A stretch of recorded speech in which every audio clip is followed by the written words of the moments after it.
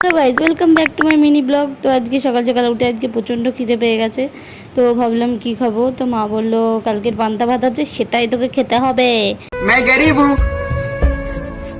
मैं गरीब हूँ। তাই জন্য আমি একটা আন্ডা বের করে নিয়ে চলে আসলাম।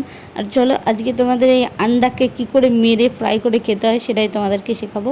তো নমস্কার বন্ধুরা, দেখো কি করে ডিম ভাজা করতে হয় সেটা তোমাদেরকে শেখাচ্ছি, ভালো করে দেখবা। तेरी दादागिरी निकाल दूंगा मैं। প্রথমে একটা বড় খুন্তি নিয়ে সেটাকে একটু ভালো করে ঘা দেবা, দিয়ে তারপরে ভেঙে কড়াইতে ছেড়ে দেবা। আর যদি এইভাবে তেল চিটকায় তাহলে দৌড়ে আমার মতো চলে যাবা। भाई साहब कुछ ज्यादा नहीं हो गया ये? मतलब कुछ ব্যাস, মিটে গেল। তারপরে এবার যখন এটা অল্প একটু ফ্রাই হয়ে যাবে তখন আস্তে আস্তে করে খুন্তি দিয়ে এটাকে উল্টে দেবা। এবার তখন যদি আবার তেল চিটকায় তারপরে আবার ফোনটা নিয়ে সরে যাবা।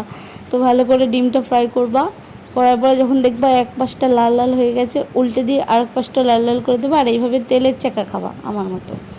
इन छोटे मोटे प्रोग्रामों से कितना कमा लेते हो? তো তারপরে আমি একটু কান্না করে নিলাম, যেহেতু হাতে একটু গরম তেল উঠে এসছে, কোনো ব্যাপার না।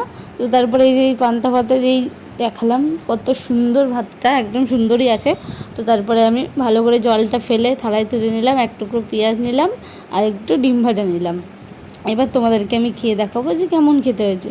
খুব সুন্দর হয়েছে ডিম ভাজাটা। তো আমি এখানে ডিম ভাজা খাই, আর তোমরা এরকম ভিডিও দেখার জন্য চ্যানেলটাকে সাবস্ক্রাইব করো।